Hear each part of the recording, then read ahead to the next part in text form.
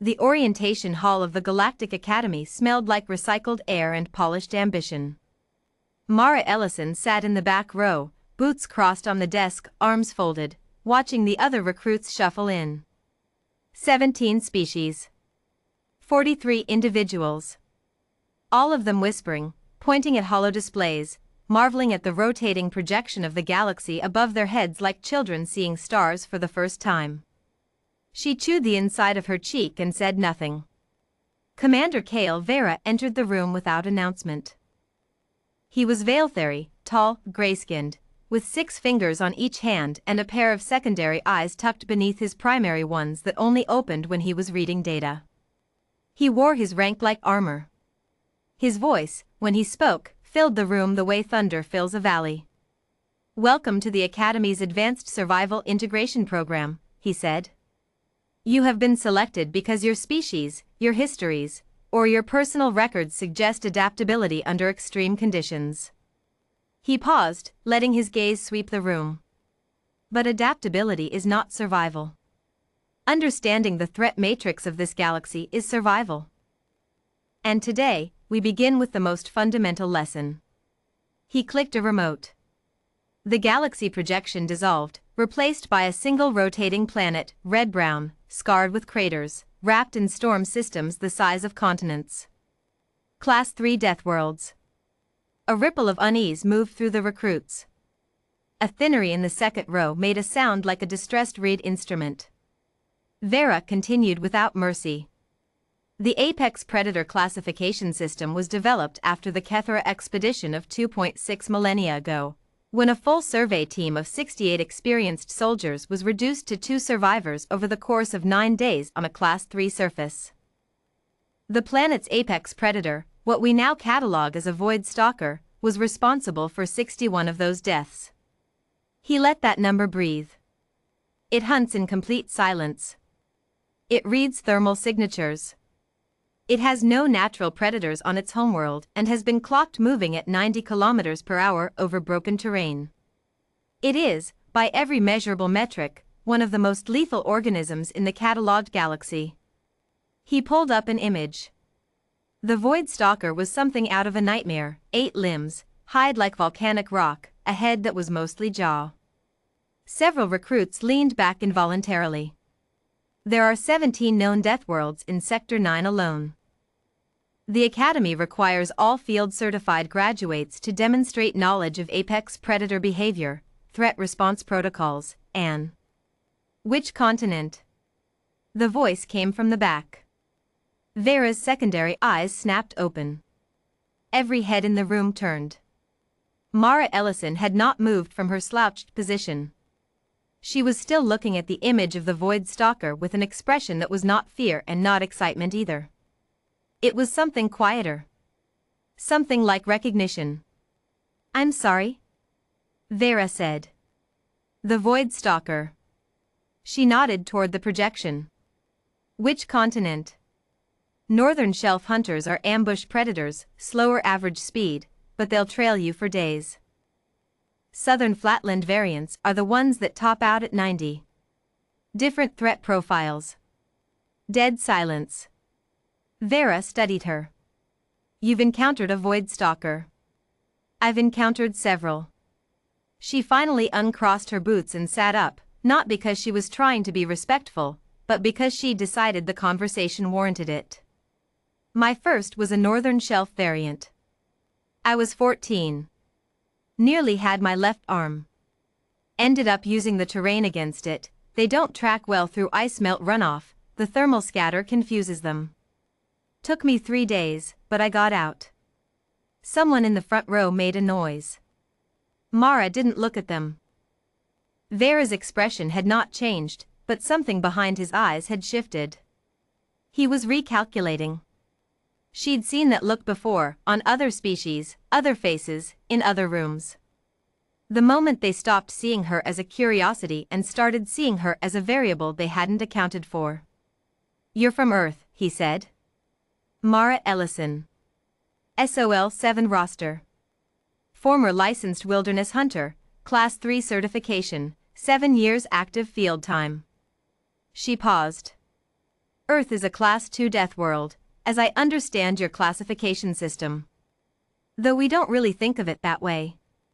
You don't think of your homeworld as a death world, Vera repeated, and it wasn't quite a question.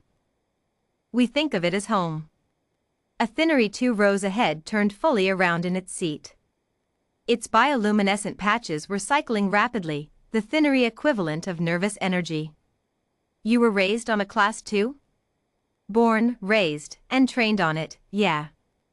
Mara tilted her head. Where are you from? Thinner Prime. It is a garden world. Lovely. I've heard the bioluminescence at dusk is something else. She said it without condescension. She meant it. Then she looked back at Vera. I'm not trying to derail your lecture, Commander. But I want to understand how you're classifying these threats, because if the Academy's threat matrix is built on the assumption that apex predators are automatically unsurvivable encounters, we're going to have problems in the field. Vera studied her for a long moment. Then, unexpectedly, he pulled up a different display, a list. Long organized by threat classification. Walk me through it, he said. Tell me which of these you've encountered. It was not an invitation. It was a test. Mara looked at the list. Her eyes moved slowly, methodically. The room had gone so quiet she could hear the environmental system cycling. Void Stalker, yes. Northern Shelf, as I said. She kept reading. Crater WYRM, yes, twice. Once was a juvenile, so that barely counts. The adult was in the eastern ranges, I was 19. That one, she touched her left side briefly, a reflex she didn't bother hiding, that one left a mark. Literally. She kept going. Blood moth swarm, yes, 3 separate encounters. The trick with swarms is you don't fight the swarm, you find and eliminate the pheromone leader. Once that one drops, the rest disperse. Takes about 40 seconds if you're fast. More reading. Apex cave spider, yes. Razor elk, we call them something different, but yes. Deep forest leviathan. She stopped. Looked up. Is this one verified? She pointed at an entry near the bottom. The deep chasm lurker, Class 4 designation?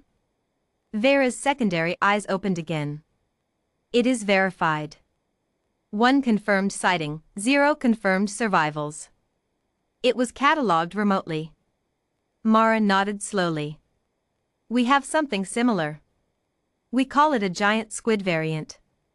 Deepest parts of the ocean. We haven't had many confirmed survivals there either.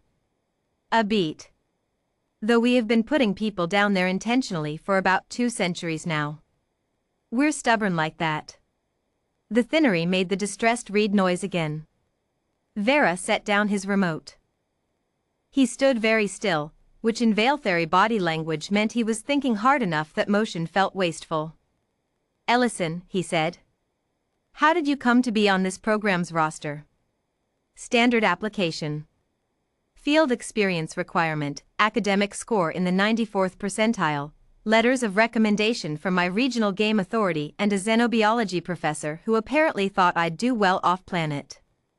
She shrugged. I wanted to see what else was out there. Earth is incredible, don't get me wrong. But it's one planet. And the apex predators here, he gestured at the list. You were not afraid of them? Mara thought about that. Really thought about it, the way she always did when people asked versions of this question, because it deserved a real answer, not a reflexive one. I was afraid every time, she said. Fear is data. Fear tells you your body knows something is wrong before your brain catches up. Hunters who stop being afraid get killed. Fear kept me alive. She met his eyes steadily. But fear of something and being defeated by something are 2 completely different things. Silence stretched through the hall like a held breath. Then, slowly, Vera did something unexpected. He chuckled. It was a small sound, almost private, the laugh of someone who had just lost a bet they hadn't realized they were making.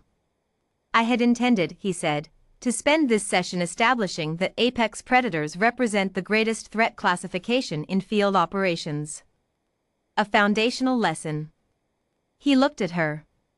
I find I may need to revise the syllabus. I can share field notes, Mara offered. If it'd help.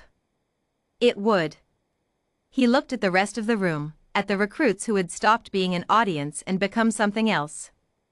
Students in the truest sense. Uncertain. Recalibrated. Open.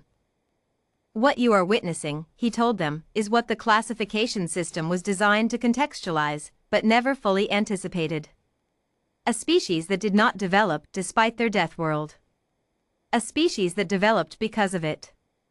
Mara looked at the list still floating in the projection light. She thought about the northern shelf. The ice melt runoff.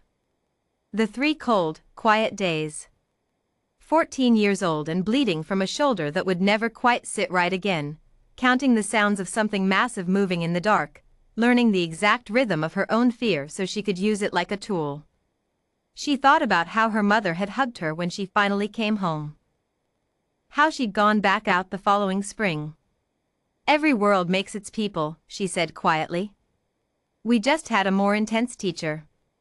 Outside the viewport, stars burned in their ancient silence. Inside, 17 species leaned forward to listen.